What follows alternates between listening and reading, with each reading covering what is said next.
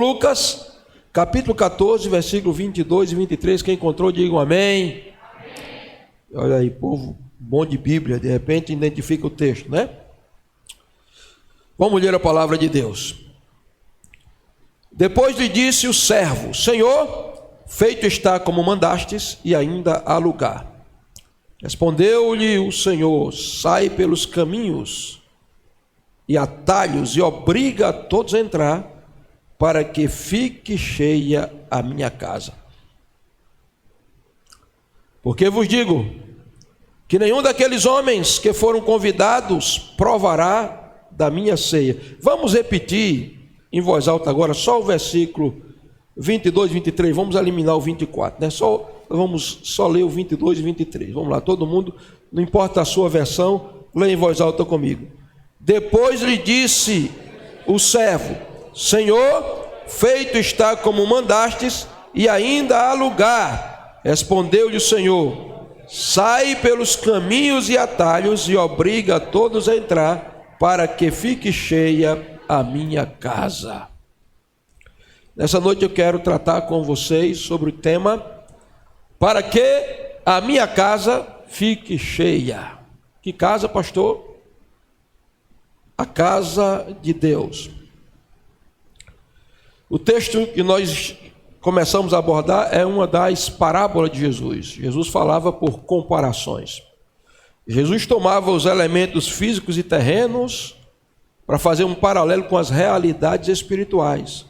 Quando ele queria falar, por exemplo, da eficácia da sua palavra, o poder multiplicador da sua palavra, a força espiritual da sua palavra, ele dizia que a palavra era como a semente, e o coração do homem como a terra que podia estar à beira do caminho, ser uma terra pedregosa, uma terra cheia de espinho ou uma boa terra. Então ele era habituado a falar em parábolas. Nesse texto Jesus usa uma parábola para nos ensinar a importância de se conquistar vidas para o reino de Deus.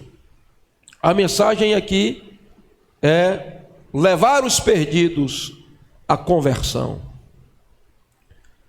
Jesus nunca sonhou com a igreja vazia, com 4 gatos pingados no céu. Há um desejo no coração de Deus que se alguém não entender, pode dizer: mas Deus, não é exagero do Senhor? Qual é o exagero?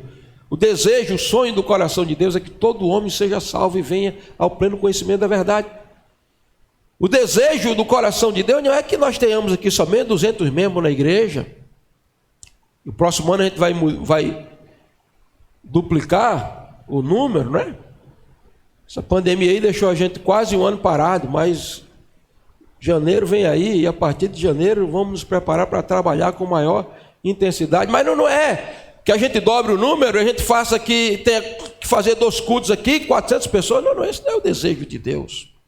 Ah, não, pastor, então o desejo de Deus é que nós sejamos 500 pessoas. Não, o desejo de Deus é bem além. Deus tem uma ambição maior. Ah, pastor, a ambição de Deus é que nós tenhamos 1000 pessoas convertidas nessa igreja. Sabe qual é o desejo do coração de Deus? Que toda essa cidade, 100% dela, seja completamente salva. Pastor, tem base? Tem. Paulo disse que Deus tem um desejo. 1 Timóteo capítulo 2, o qual deseja que todos os homens sejam salvos e venham ao pleno conhecimento da verdade. Então, evangelismo é a missão principal da igreja. No mundo pós-moderno, no evangelho pós-moderno, no evangelho contemporâneo, as pessoas dizem: não, a maior tarefa da igreja é adorar. Então nós vamos para a igreja, cantamos vários hinos, levantamos as mãos, nos enchemos do Espírito Santo, entramos no camacé, no reteté, a gente roda aqui, sapateia, cai no chão, baba, rola no chão. Isso aí a gente está adorando, a gente está fazendo a nossa missão principal. Não, tudo isso é muito bonito, tudo isso é muito bom. Eu sou pentecostal também. Eu não creio nesse evangelho da bênção seca, não. Mas se a gente fizer tudo isso como adoradores e a gente não cumprir a missão de conquistar a vida, nós estamos fazendo tudo menos nada. Porque eu sei que a vocação da igreja é adorar, mas a missão da igreja é evangelizar. E não há adoração sem adoradores, e não há adoradores sem salvação, porque só o salvo pode adorar, e não há salvação sem a pregação do evangelho, e se há salvação, há crescimento. Então, o Senhor está dizendo aqui, ó, eu quero que a minha casa fique cheia. E queridos, o evangelismo, a grande comissão, é a tarefa inacabada da igreja. Nós somos responsáveis por nossa geração. Nós só temos uma geração para viver, a nossa. E nós vamos durar de 70, 80, e se algum, pela sua robustez, chegar a durar mais um pouquinho, é um prazo que Deus está dando. E o que é que você está fazendo? Você está conquistando vida? Então vamos começar a trabalhar nesse texto aqui. Evangelizar, tópico primeiro, tem a ver com servo e senhor. Veja o que diz o versículo 22. Depois lhe disse o servo, Senhor. Então, a primeira coisa que eu quero que você saiba, dentro desse tópico, número um, é que o evangelismo está tramitando na esfera de servo e senhor. Ele foi lá, fez a tarefa, fez o trabalho, fez com urgência e voltou correndo. Quando ele voltou, ele respirou um pouquinho, descansou. E ele disse, Senhor, e o Senhor disse, sim, servo, pois não. Senhor, feito está como mandaste. Pastor, por que eu vou evangelizar? Porque você é servo, meu irmão. Por que eu vou contribuir para que a casa de Deus esteja lotada, abarrotada, para que não haja lugar para as pessoas chegar? Pastor, eu já sei por que é porque eu tenho que ter paixão pelas almas, o meu coração tem que bater por almas convertidas, né? É verdade, o coração de Deus pulsa por almas. Foi Pedro que disse, quando alguém estava questionando, mas apóstolo, nós pregamos aí que Jesus vai vir, tem muita gente criticando, dizendo que desde que os pais dormiram, nós pregamos que ele vai vir, que o tempo... Aí Pedro disse, fiquem tranquilos, o Senhor não retarda a sua vinda, como alguns estão criticando, dizendo que ele disse que vinha, mas ele está vindo já. Mas tem uma coisa, ele é paciente para com todos, por quê? Ele é paciente para com todos, porque ele não quer que nenhum pereça, mas todos sejam salvos. Então, Renato, me permita fazer essa ilustração com você, quebrando o protocolo, homem de Deus. Se você conseguisse, venha mais para cá. Depois tu higienize as mãos, eu higiene também, o coronavírus já está neutralizado, né? Nem mal te sucederá, nem a mim, praga nenhuma chegará à nossa tenda. Amém? É assim? Cadê? Edna está hoje aí? Não veio hoje, né? A irmã Edna.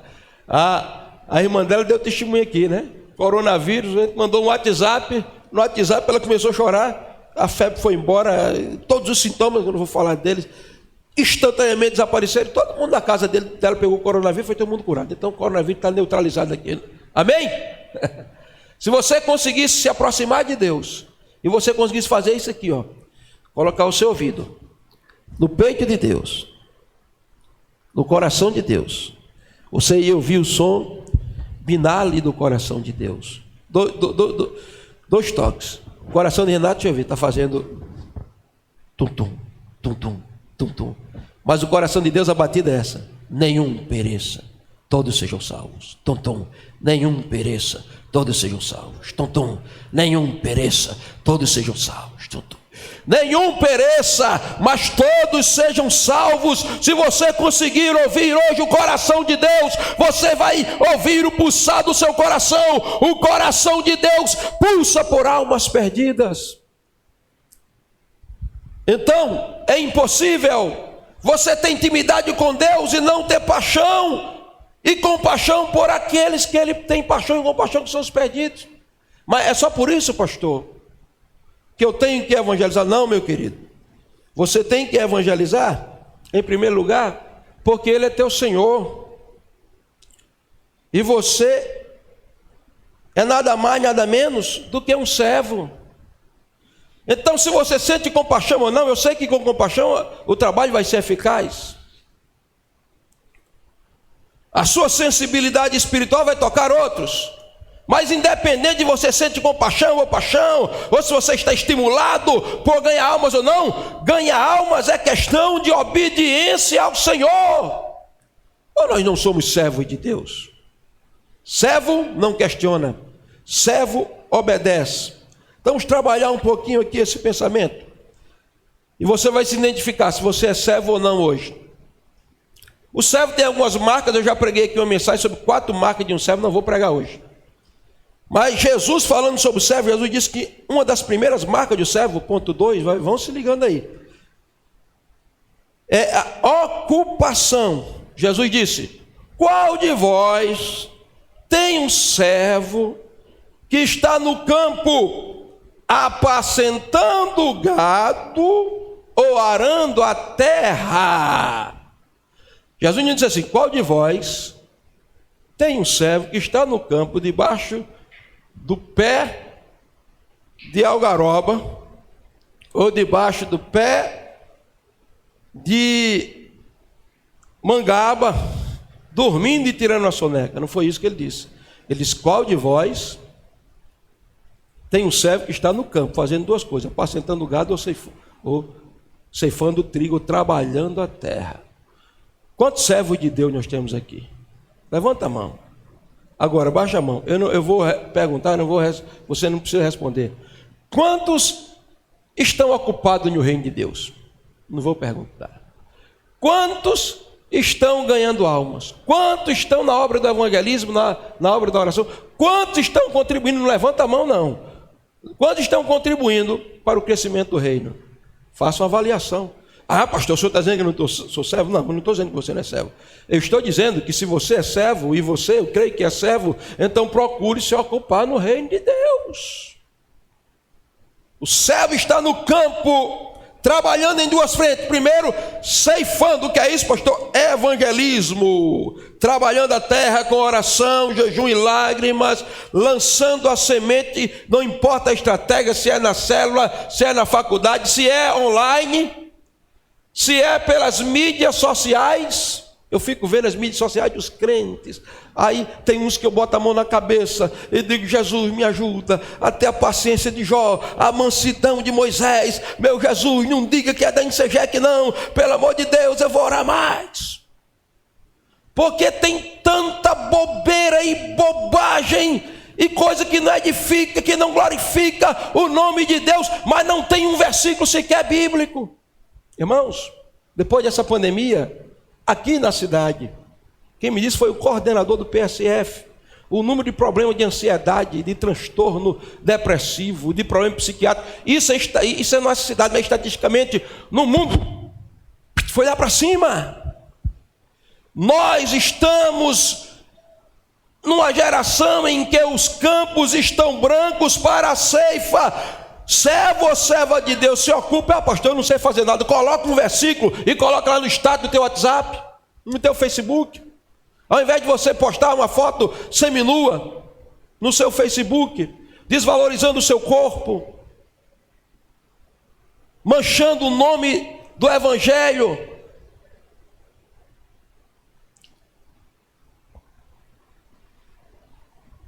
sendo instrumento de sedução de pecado para os outros.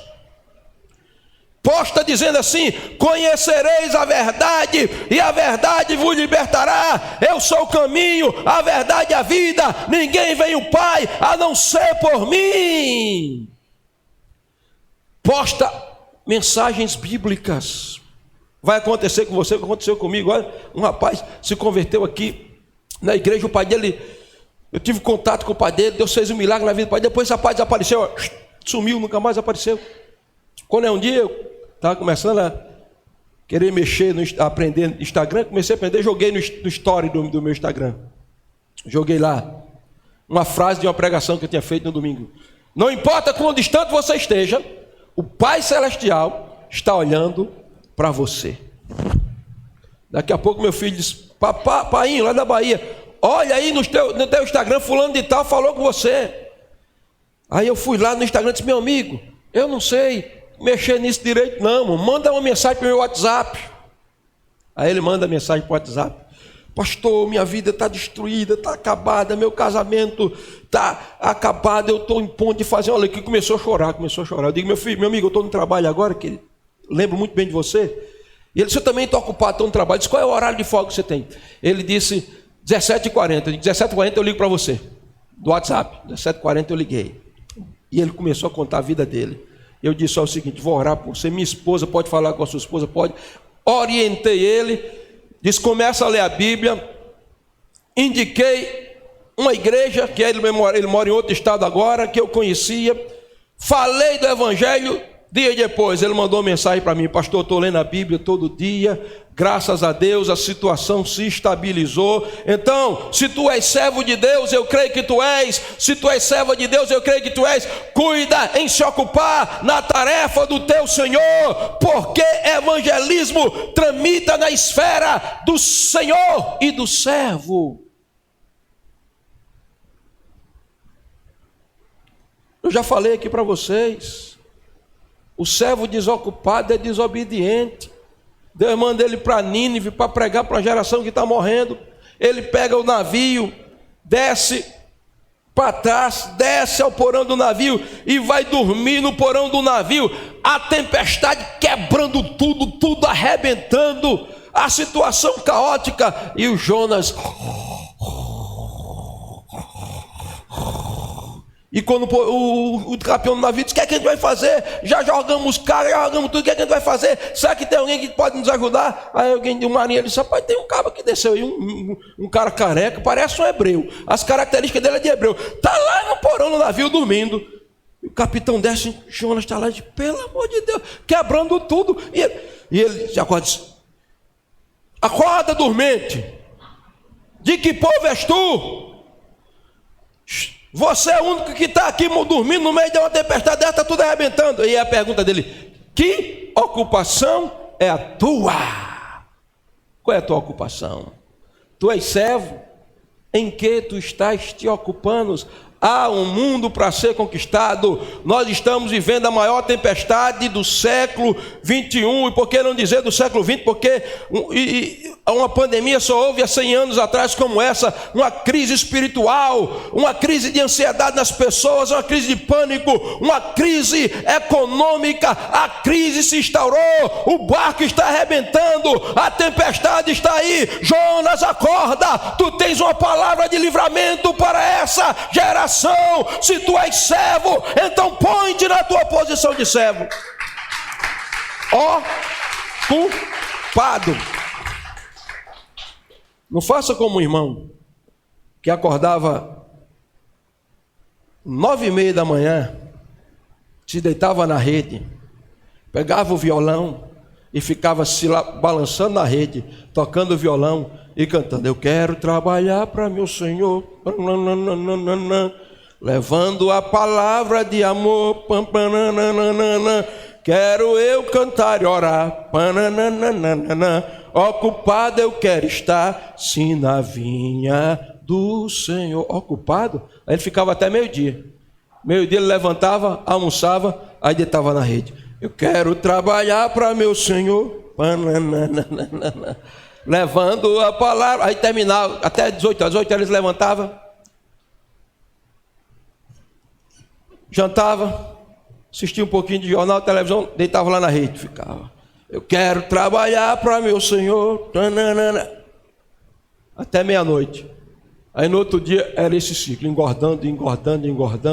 Queridos, já chega da gente estar aqui todo domingo recebendo ensinamento, engordando, recebendo palavra, ficando cheio, a ponto de estourar de tanta palavra. É hora de você sair daqui, porque Domingo, culto de domingo, a gente está fazendo essa estratégia aqui para estimular você, mas isso aqui é culto de doutrina, vocês estão aqui para ser treinados, doutrinados, isso aqui é Jerusalém, mas Samaria está lá fora, gritando por ajuda. O evangelismo, o trabalho do reino, começa quando você sai daqui, começa na segunda-feira, quando você vai para o seu trabalho, quando você vai para a sua empresa, quando você vai para o seu colégio, é ali onde estão os pecadores, e é ali que você tem que estar ocupado, na tarefa do mestre, porque evangelismo tramita na esfera do Senhor e do servo.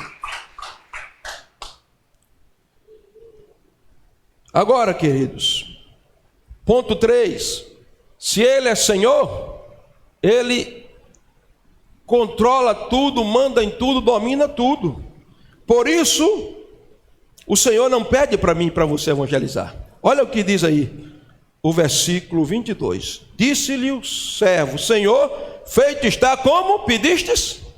Olha aí para a tua Bíblia, a mensagem é expositiva, olha aí. Como é que está escrito aí? Senhor, feito está como pedistes? Pedistes ou mandastes? Então, Jesus não pede nada a ninguém. Jesus não chega aqui assim para Edilson: Edilson, você é um de mídia, você é um multimídia, é de multimídia.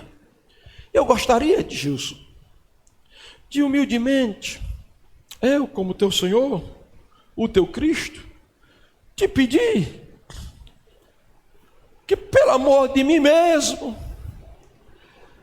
pregue o evangelho para Fábio, fale do evangelho, por favor, Irmãos, o texto está dizendo aqui que o servo voltou, disse: Senhor, sim, servo, feito está como mandastes. Evangelização não é opção, evangelizar é mandamento. Quem não evangeliza está pecando. Pastor, pelo amor de Deus, então é para o inferno? Não, porque existe 2 níveis de pecado. Existe o pecado de transgressão, é quando eu quebro um mandamento. Existe o pecado de omissão, é quando eu não faço o que deveria fazer. O pecado de transgressão é quando eu faço o que não devia. Então eu transgrido, eu peco. A Bíblia diz: não adulterarás, eu adultero, eu transgredi. Mas o pecado de omissão é quando eu não faço o que devia. A palavra diz: ama o próximo como a ti mesmo. Então eu tenho que obedecer. Se eu não amo, eu estou me omitindo. E a maior prova de amor, queridos, a maior prova de amor é compartilhar o evangelho para outros. Então, pastor, essa questão de não obedecer porque ele está mandando, ele não está pedindo, implica em eu perder ou não a minha salvação? Porque pecado não implica em perder a sua salvação. Sua salvação é crer em Jesus. Implica em quê, pastor? Implica em galardão. Porque a salvação você recebe pela graça, o reino você conquista pelo galardão. É por isso que a voz que João ouviu no Apocalipse capítulo 14 foi essa: bem-aventurado aqueles que agora dormem no Senhor, para que descanse dos seus trabalhos e as suas obras o acompanhem. Então a salvação você adquire aqui e entra lá com ela. O galardão, a obra que te acompanha. É por isso que a obra de alguns, Paulo disse, vai ser comparada a ouro, prata e pedras preciosas. E a obra de outro vai ser comparada a palha, feno e madeira. O que é isso, pastor? Quem trabalhou para a glória de Deus no reino, incansavelmente adorando, trabalhando em ouro. Tribunal de Cristo. Cristo com os olhos de fogo, olha, foi provado. Trabalhou para a minha glória. Coroa de justiça, coroa de glória, coroa de honra. 30 universos para ele controlar. Ele vai governar comigo, 30 universos. Lá vem o outro. Os olhos de Cristo, trabalhou em prata. Prata fala de quê? Comunicação da redenção. A língua do justo, disse Salomão, é como prata apurada, trabalhada e preciosa. Então, quando você é um comunicador do evangelho, quando você prega o evangelho, o que é que você está fazendo? Você está comunicando prata. Você está falando da solução para os problemas da raça humana. A solução para os problemas daquele teu colega de trabalho, a redenção, o preço que o comprou. E aí, prata. Trabalhou em prata, os olhos, aprovado. Galardão, vai dominar comigo. 30 universos, coroa para ele, galardão. Obras como pedras preciosas, obras fundamentadas no Espírito Santo. Ele fez pelo Espírito, ele agiu pelo Espírito, ele foi movido pelo Espírito, ele foi cheio da compaixão do Espírito, galardão para ele. Mas alguns, quando chegar lá, não é questão de salvação, é questão de reino, de galardão, ele vai olhar, vai ser como um raio-x, vai olhar, que obra é essa? Madeira, queima. Ele trabalhou com a força humana, ele trabalhou para o reino dele, palha, doutrinas, filosofias humanas, queimado, não vai sobrar. Feno, queimado. Aí a Bíblia diz, o tal será salvo, todavia como que pelo fogo. O que isso quer dizer, pastor? Isso quer dizer que esse terá só salvação. E aí eu estava conversando com uma pessoa, e a pessoa disse, não, eu não quero essa história de galardão, eu quero um cantinho lá no céu, isso aí é suficiente para mim. Eu disse, não, mas Jesus não disse isso. Jesus disse que, lá em Mateus 5, que haverá grandes e pequenos, e que eu tenho que me esforçar pelo galardão. Não, mas eu quero um cantinho lá no céu. Eu disse, não, mas a Bíblia não diz. A Bíblia diz que a gente tem que trabalhar em ouro, em prata. Jesus disse que a gente tem que vencer para receber galardão. Não, eu quero um cantinho lá no céu. Aí eu fiquei afobado e disse, sabe uma coisa, isso é conversa de preguiçoso, de quem não quer compromisso com o reino de Deus. Pergunta para o teu irmão aí de longe, você é servo? Pergunta para ele, você é servo? Pergunta, olha aí para o teu irmão, pergunta, você é servo? Aí diga para ele, você é servo? Te ocupa. Porque o Senhor não pede, o Senhor manda, está aqui, ó. Mandastes. Irmãos, a missão que Cristo nos incumbiu, que é uma missão privilegiada, não é opcional para mim, ele não pediu. Sabe o que foi que ele disse? Ide. E a palavra, esses dias eu estudei sobre a questão da grande comissão, e a palavra ide, no texto grego, envio, é a palavra ekbalo, grego, que ekbalo vem de duas vertentes. Que é entrar dentro de alguma coisa e extrair, e balo, lançar com violência. Então quando Jesus está dizendo, eu envio vocês para a missão, ele está dizendo, eu quero tirar você das quatro paredes da igreja, eu quero extrair você da sua zona de conforto, e eu quero enviar você violentamente. E isso é um privilégio, ser embaixador do reino de Deus. Uma vez alguém perguntou para mim, você não queria ser prefeito da cidade? Eu digo, não posso ser rebaixado não. Como assim? Se candidato a prefeito? Não, nem a vereador. Não, eu não posso ser rebaixado. Eu sou ministro do Evangelho, eu sou embaixador do reino de Deus. Eu tenho uma mensagem que o prefeito, que o vereador, que o governador, que o presidente da república não tem. Qual é a mensagem que você tem? A mensagem do Evangelho, as boas novas da vitória de Cristo contra o inferno. Eu tenho uma mensagem que é a solução para a cidade de Espírito Santo, para a cidade de Várzea, para o estado do Rio Grande do Norte, para a nação brasileira. A solução para o mundo, a mensagem do Evangelho. Aplauda Jesus se você é crente.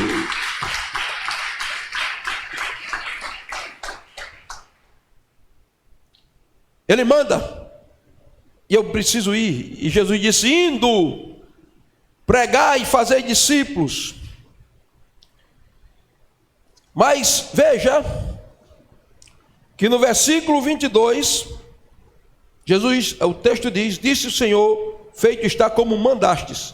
E aí, ele diz que o mandamento continua, e ele continua mandando, porque o versículo 22 diz, ainda há lugar, tópico 2, ainda há lugar.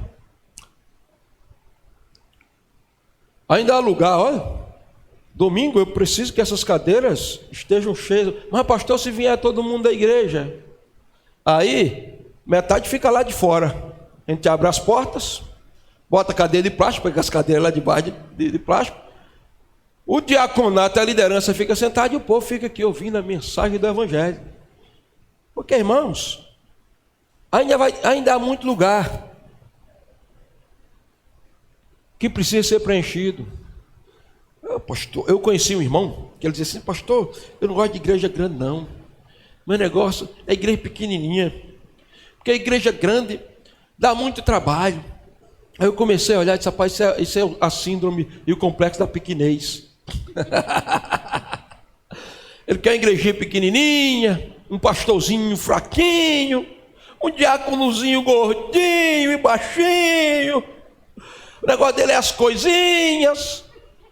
Porque o Deus dele, a mentalidade do Deus dele é um deusinho fraquinho e pequenininho. Irmão, Deus é muito maior do que você possa imaginar. A missão é grande. Irmão, o lugar não foi preenchido ainda. Há lugar. Ainda há lugar onde? Olha aí, um velho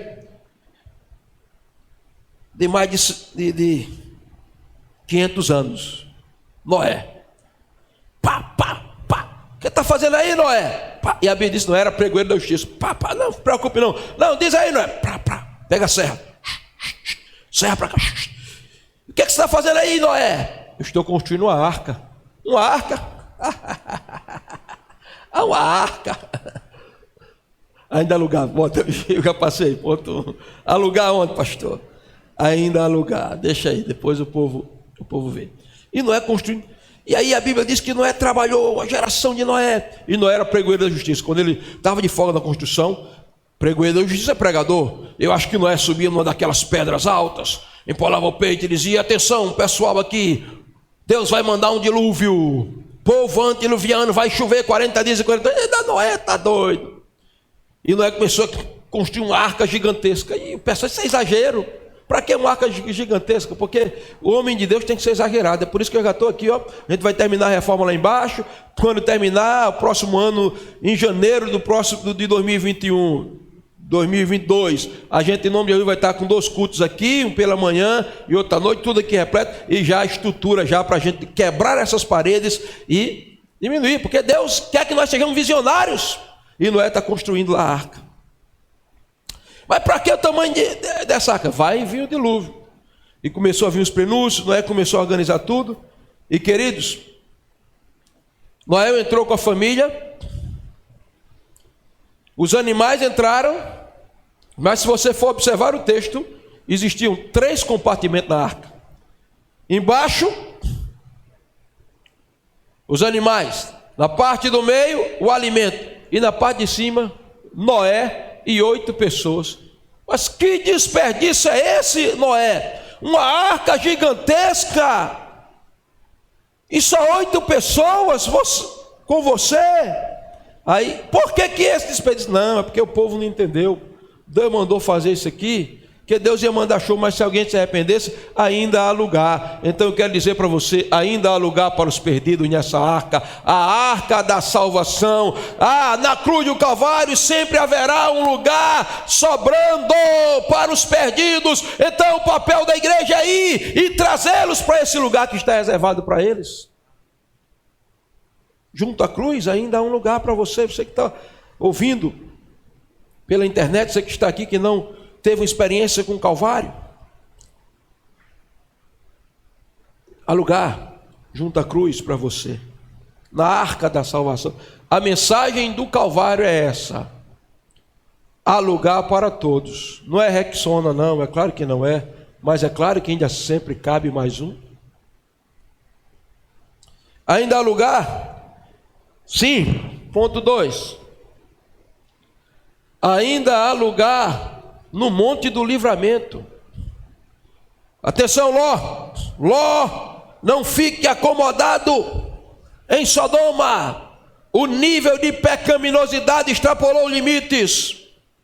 Deus nos enviou para julgar Sodoma, porque a ideologia de gênero já corrompeu as crianças de Sodoma, porque a glamorização e os aplausos ao homossexualismo e a sodomia extrapolou o limite. A sociedade sodomita está completamente corrompida. E vocês estão muito acomodados. Vamos, Noé, sai. E a Bíblia diz que Noé saiu com a família, mas a Bíblia diz que Noé chamou os genros. E vou dizer um negócio para você: se alguém chegasse ali, Ló, me perdoe, não é Noé, Ló. Se alguém chegasse ali para Ló e dissesse: não, mas o senhor vai sozinho com a sua família, a gente pode ir, a gente está arrependido, a gente não quer ficar em Sodoma, a gente quer abandonar esse estilo de vida de Sodoma. É evidente que Ló ia dizer: vamos subir, vamos para Zoar, ali perto do monte, porque lá no monte ainda há lugar. Eu quero te dizer, há lugar para a salvação da sua alma, da sua família. Nós estamos vivendo numa sociedade onde os valores se inverteram. Sodoma e Gomorra estão no meio da nossa sociedade. O pecado extrapolou limites, a ira de Deus está se aproximando. Deus vai tocar fogo nessa terra, a grande tribulação vai cair, o juízo de Deus vai cair, mas antes disso o chofar vai tocar e a igreja vai ser arrebatada para o monte da salvação, e ainda há lugar para quem quiser ir conosco. Alguém aqui vai comigo? Alguém aqui vai com a palavra? Aplauda Jesus. Agora, ainda há lugar, irmãos. Olha lá, ponto 3. Ainda há lugar na casa do Pai. O servo chegou e disse: feito está como mandaste, ainda há lugar. E Jesus disse: na casa do meu Pai há muitas moradas. Há moradas de sobra. Há muita morada no céu. Agora, a casa do Pai, que é o céu, começa aqui. Porque o céu não começa lá, o céu começa na terra. A missão da igreja é atrair o céu para a terra. Jesus disse: quando você orar, diga: venha o teu reino. A missão da igreja está trazendo o trono, o reino. Então quer dizer que há lugar na casa de Deus. Há lugar na casa de Deus. Na casa dos meus pais há muitas moradas. Na casa do meu pai há muita morada. Há lugar para você na igreja, na casa de Deus. E nós vamos agora começar a caminhar para o final. Tópico 3, último tópico. Nós vamos ver aqui a missão da igreja. Veja. O servo chega: meu senhor, sim, servo, feito está como mandaste, e ainda há lugar.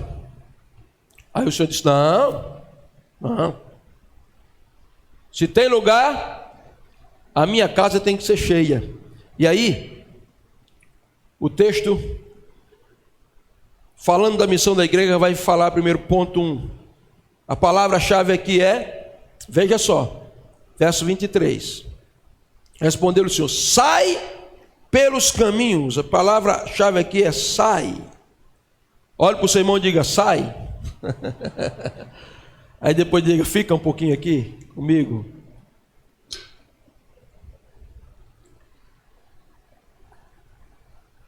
Irmãos, como eu falei no começo, igreja é a igreja das portas para fora.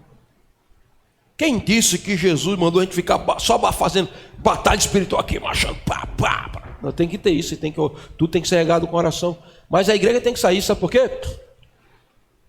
A palavra igreja grega é eclésia. Eclésia, primeira parte da palavra ekle, que é sair para fora. Eclésia, assembleia, congregação. O que quer dizer igreja? Congregação dos que saíram para fora. Então, ser igreja é ser igreja fora das quatro paredes. Por isso que o Senhor disse: servo, ainda tem lugar na minha casa? Tem. Então sai.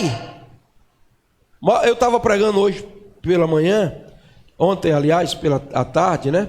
E eu estava dizendo que a maior tipologia da igreja no Antigo Testamento é Rebeca. E a Bíblia diz, que Eliezer estava lá orando, observando qual será a jovem que eu vou escolher para Isaac. Eliezer é um tipo do Espírito Santo, Isaac é um tipo de Cristo. O pai Abraão é um tipo do pai que tem enviado Eliezer. A Bíblia diz: saiu Rebeca, um cântaro no ombro.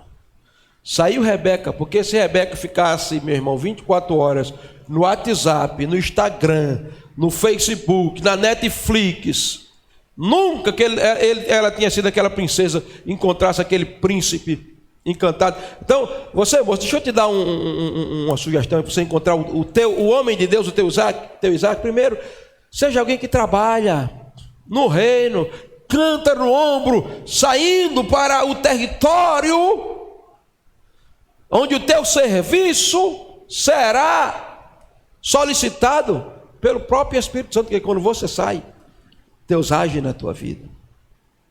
Saiu Rebeca, o texto está dizendo aqui, sai.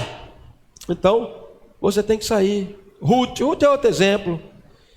Ruth chegou lá em Belém, Noemi traumatizada, Ruth tinha perdido, o marido tinha morrido, Ruth não tinha esperança, mas a Bíblia diz que Ruth se ofereceu. Ruth disse: Noemi, eu sei que a senhora já está um pouco idosa, mas eu sou jovem, eu não vou ficar aqui não. E a Bíblia diz: saiu Ruth para o campo de Boaz. E a Bíblia diz que Ruth tinha assim, atrás de segadores, eram os feixes de cevada caindo e ela juntando, caindo e ela juntando. Ou seja, ela estava ocupada no trabalho. Foi ali que ela se casou com Boaz.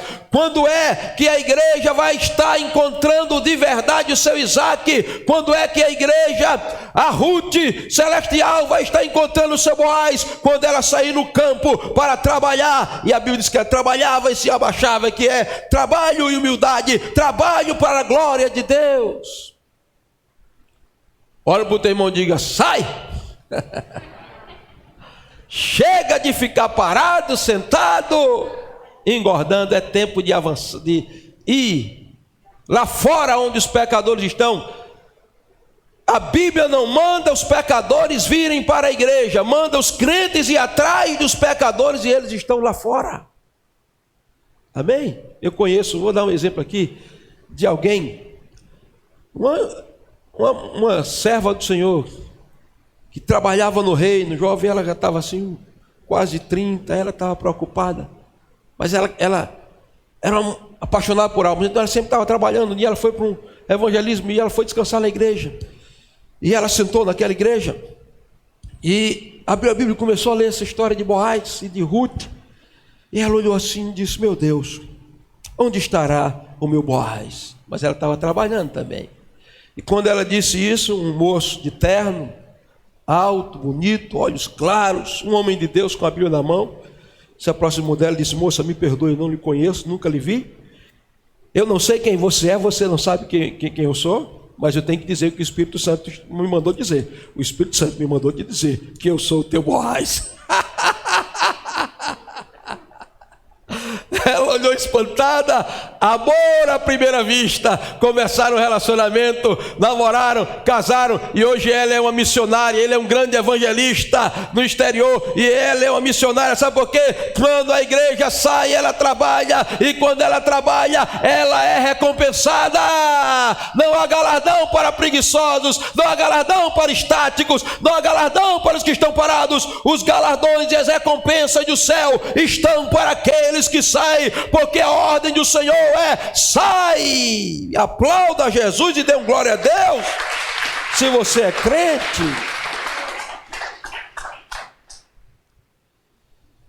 E aí, ponto 2, verso 23: sai pelos caminhos e atalhos. Sai pelos caminhos e atalhos. Ou seja, indo para o território esquecido, porque o que eles iam encontrar nesses caminhos e atalhos estão no versículo 21. Veja comigo aí na tua Bíblia, versículo 21. Voltando o servo, tudo contou ao seu senhor. Então, irado, o dono da casa disse ao seu servo: sai depressa. Aí aqui, ele está falando da urgência. A urgência de se evangelizar. Evangelizar não é para amanhã, irmãos. Evangelizar foi para ontem. Deixa eu te dizer uma coisa. O evangelho é eterno, mas o evangelismo não é eterno. As pessoas não têm a eternidade com Deus se não se converterem ao evangelho, e não se converterão se não houver quem pregue, e não pregarão se não forem enviados. Então você está aqui essa noite para ser equibalado, enviado por Deus para os territórios esquecidos. Olha o que o texto diz: sai depressa para as ruas, becos da cidade, e traz para cá. Olha o nível de pessoas, os esquecidos, os que estão no ostracismo, os que estão à margem da sociedade. Veja aí, traz para cá os pobres. Esses pobres aqui, figurativamente, não são só os pobres monetariamente, financeiramente falando. Porque tem muitos pobres ricos e muitos ricos pobres. Tem muita gente presa nas suas mansões, com as suas contas abarrotadas, mas precisam de tomar um litro de uísque para conseguir conciliar o sono, mas estão presos nas drogas, mas estão com um vazio existencial que nunca é preenchido. Pessoas cheias de dinheiro, mas vazias de alegria, de felicidade e de Deus. Então, tanto os pobres, miseráveis, fisicamente falando, eles precisam do Evangelho, quanto aqueles que têm tanto dinheiro, tanto poder aquisitivo, tanta propriedade, tanta coisa, mas não tem felicidade, não tem alegria. Você tem uma mensagem para esses pobres. A mensagem é que você tem a maior de todas as riquezas. Você tem a palavra que é mais preciosa do que o ouro. Você tem o céu morando dentro do seu coração. Você tem a paz que o dinheiro não pode comprar. Você tem o seu nome escrito no livro da vida. Você foi lavado pelo sangue de Jesus. Você é salvo. De graça você recebeu. De graça dê. Veja. Pobres, aleijados. A primeira coisa que aconteceu com o homem quando ele caiu no pecado foi que as pernas espirituais dele foram atrofiadas. Eles não podem vir para cá sozinhos, irmãos. Você tem que ir lá. Você tem que ser um daqueles 4 que vai pegar na maca e levar o paralítico até Jesus. Lá na célula de Cafarnaum, na casa de Simão Pedro. Olha aqui, ó. Cegos. A mente cega. A consciência cega. Quem é que vai abrir os olhos dele? Você. Você tem o colírio da graça.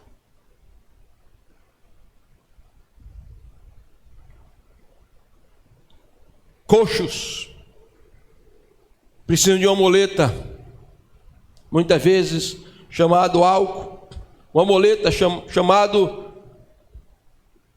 sexo ilícito, uma muleta chamada autocomiseração. Eles dependem dos outros, mas você tem a mensagem que vai fazer com que eles soltem essas muletas. Os coxos vão saltar de prazer na presença de Deus, a Bíblia diz. E aí, queridos? Ponto 4. O servo disse: vai lá pelos caminhos e obriga-os a entrar. Obriga-os a entrar, pastor? Lê direito. O texto está dizendo que eles têm que obrigar. Quer dizer que a gente tem que pegar o cara, dar um mata-leão nele e trazer ele na marra, né? Está ali Leandro. Leandro é quem entende esse negócio de mata-leão. Estavam num culto e fizeram um trabalho social para se distribuir cestas básicas. E o trabalho social é uma bênção, independente de evangelismo. A igreja tem que fazer social não só como método evangelístico, mas como ato humanitário. Porque eu já descobri que a cesta básica não transforma o coração do cara, mata a fome dele. E é papel da igreja também. Mas eu estava num trabalho social, num evento, né, social, eu cadastrei pessoas, tal, e a gente tinha que dizer, né? E a gente reuniu 2.000 pessoas no meio da rua, né? Tinha que dizer: você vai e no final você recebe a sua cesta básica. Então, a rua se encheu. Eu estava lá no altar e quando terminou, uma mulher começou a gritar: minha cesta básica, minha cesta básica. E braba comigo. Eu digo: minha senhora, não tem nada a ver comigo não, não é aqui não, é lá atrás. E quando o pastor fez o apelo, 200 pessoas levantaram a mão e vieram à frente e aceitaram as suas cestas básicas. Aceitar suas cestas básicas. Sabe quanto ficou na ICGEC? Jandinho, que não precisava de cesta básica, nem veio atrás de cesta básica, veio atrás de Jesus. Nas outras igrejas, sabe quantos ficaram? Nenhum. Aceitaram as suas cestas básicas. Mas na hora do apelo, um cara começou a evangelizar o outro, e disse: pai, vamos aceitar Jesus. Aí ele disse: rapaz, eu não sei, às vezes eu penso que eu sou do diabo, às vezes eu penso que eu sou de Deus, mas vamos agora. Não, não vou agora não estou com vontade não. Vamos, rapaz, não, deixa para outro dia, depois eu vou. Vamos agora, não vou não, você vai agora sim. Pegou ele pela cintura, levantou e saiu rebocando ali perto de mim, levou o cara na marra. Não é isso que o texto está dizendo. Obriga-os a vir, não. Isso se chama aqui, obriga na força da persuasão. Obriga na manifestação sobrenatural do Espírito Santo. Obriga fazendo com que ele sinta as convicções dos seus pecados. Charles Finney pregava, e como ele era advogado, ele argumentava muito, e ele era duro nas pregações. E um dia ele pregou e o cara disse: eu quero aceitar Jesus. Eles voltam: você não quer aceitar Jesus não? Eu quero sim. Quer não? Aí ele continuou pregando. Quando continuou pregando, o cara: e agora eu venho. Eles: calma, você não quer aceitar, você não está debaixo de convicção. Aí quando ele continuou pregando, o cara caiu do choro. Aí veio correndo, caiu chorando. Eu quero aceitar. Agora você agora quer aceitar Jesus. Você agora está debaixo da convicção dos seus pecados. Pastor, me explique por que tem pessoas que são tão fáceis de se desviar. É muito fácil. Eles tiveram uma experiência superficial com o Evangelho. Eu já vi pastor que quase que obrigava o cara a vir na frente a aceitar Jesus e amarra. Mas o Espírito Santo não atua. Por isso que aqui eu faço um apelo. E não fico insistindo, nem aceitar, não. Eu quero que a pessoa venha debaixo de convicção de pecado. Porque quando ela vier debaixo de pecado, meu irmão, vai ficar como um pastor doido, que o cara chorando para aceitar Jesus, e dizendo: eu quero aceitar Jesus. O cara estava meio embriagado. Aí ele dizia: não, hoje aqui ninguém aceita Jesus não. Hoje não é dia de aceitar Jesus. E o cara: mas eu quero. Não, hoje não. Mas escuta, eu estava pregando aqui uma vez, um culto de ceia. A igreja era bem menor, e ele estava falando sobre Levítico 1. De repente a unção de Deus caiu sobre a minha vida. Eu comecei a chorar. Daqui a pouco a igreja toda começou a chorar. E o culto terminou, e quando eu vou chegando assim perto, tinha um rapaz chorando, se esgoelando, pranteando. E eu fiquei preocupado se tem algum problema com ele. Eu disse: não, palavra, está chorando aqui. Aquele rapaz entregou a vida de Jesus, foi embora depois, mas até hoje que casou e tudo, até hoje ele permanece firme na igreja, porque o Espírito Santo é quem vai convencer, é o poder da persuasão espiritual, irmão. E aí, eu me lembro de quando Pedro fez aquela pregação, lá em Atos dos Apóstolos, depois de Pentecostes, que ao invés de Pedro dizer: vem aceitar Jesus, o texto diz que o pessoal interrompeu a pregação de Pedro: apóstolo Pedro, pois não, nosso coração não está aguentando, nós estamos quebrantados aqui. O que é que nós devemos fazer? Aí Pedro diz: arrependei-vos e seja batizado, e recebereis o dom do Espírito Santo. Ponto final, e nós terminamos a mensagem agora. Tudo isso, ponto final, ponto 5. Tudo isso, é o 4, né? É para que a casa fique cheia. Veja o que diz o texto. Respondeu o Senhor: sai pelos caminhos, atalhos e obriga-os todos a entrar, para que fique cheia a minha casa. Quantos aqui querem ver a igreja cheia? A igreja é a casa de Deus. Mais do que você, Cristo quer ver a igreja cheia. Cheia de quê, pastor? De gente? Sim, de gente salva e transformada. Porque, como dizia Charles Spurgeon, quando temos uma igreja cheia de pessoas e vazia de Deus, aí precisamos de um avivamento. Porque o desejo de Deus é encher, irmãos. Deus não gosta de vazio, Deus gosta de encher. A terra era sem forma e vazio. O Espírito Santo veio lá, trouxe forma e encheu. Aí a terra, né, foi sendo restaurada e foi se enchendo. E Isaías está lá de joelho diante de Deus. E quando ele está tendo vislumbre da revelação, ele diz que escuta a voz de serafim que cantava: santo, santo, santo, santo é o Senhor dos exércitos. Toda a terra está cheia da sua glória. Atos capítulo 2, quando o Pentecostes vem, a Bíblia diz que veio como que um som veemente e impetuoso, encheu toda a casa onde eles estavam assentados, e todos foram cheios do Espírito Santo e passaram a falar em outras línguas. Finalmente, a Bíblia diz que Deus quer o céu cheio, porque a Bíblia diz que João viu a visão e ele desvia gente de toda a tribo, de toda a raça, de todo o povo, de toda a língua, de toda a nação, e abarrotou a casa.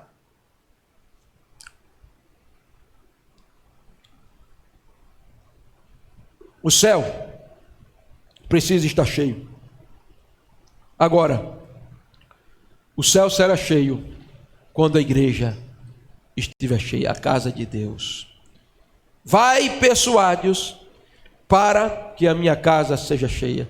Se encha de Deus, e então você estará trabalhando para encher a casa de Deus. Eu posso ouvir um amém? Charles Finney disse: o primeiro instinto de um homem salvo é procurar ganhar outros para a salvação. E ele dizia: se você não está interessado na salvação dos outros, talvez a sua salvação seja questionada também. Igreja cheia, céu cheio. Amém, queridos? Vamos ficar de pé. O Ministério Louvor pode estar aqui. Nós vamos orar. Ela está aqui?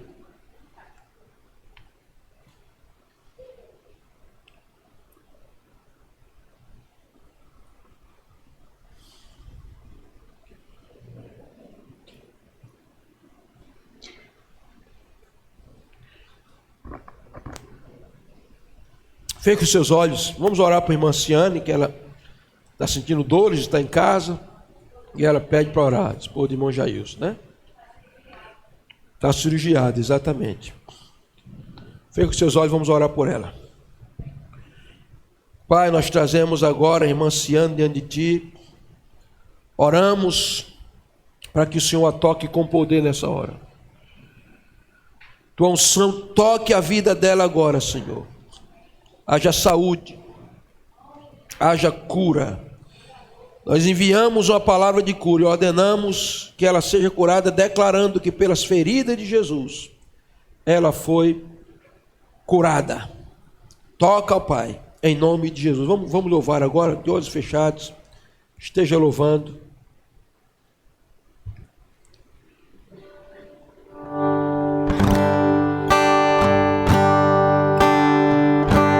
Você é bem-vinda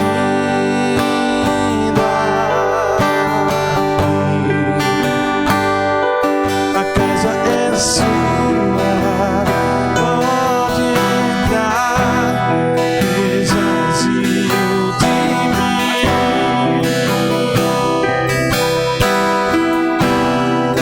Esvazio de mim.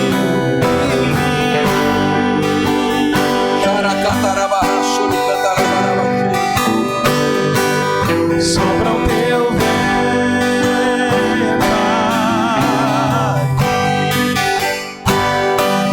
Oh, Espírito Santo, nós queremos ver a tua glória. Nós queremos te ouvir. Aleluia! Glória a Deus. Oh, Espírito Santo, Nós queremos te ouvir. o som de Deus age nesse lugar. Essa casa é sua casa. Nós deixamos ela pra você. Levanta as tuas mãos. Oh, Deus. Essa casa é sua casa, nós deixamos